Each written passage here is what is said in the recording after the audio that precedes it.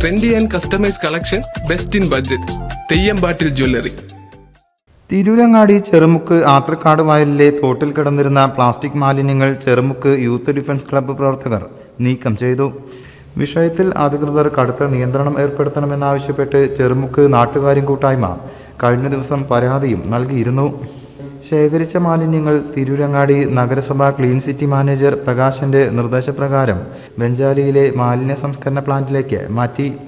Club പ്രവർത്തകരായ M Manaf, PK Hakeem, OT Jasir, V Abdulla, C Bappu, V Sherif, Ibrahim തുടങ്ങിയവർ നേതൃത്വം നൽകി. News bureau, Chemmad. എന്റെ കയ്യിലാണ് വലിയ ബഡ്ജറ്റും ഇല്ല. നിനക്ക് എവിടെയെങ്കിലും പരിചയമുണ്ടോ?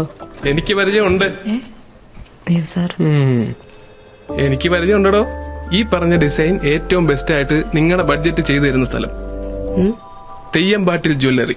Trendy and customise collection, best in budget. Theyyampattil പോലൊരു ഓപ്ഷൻ വേറെ ഇല്ല. ഹലോ, ആ കൺഫ്യൂഷൻ അങ്ങ് തീർന്നില്ലേ? പണി നടക്കട്ടെ. Jewelry that tells your story. തെയ്യമ്പാട്ടിൽ jewellery.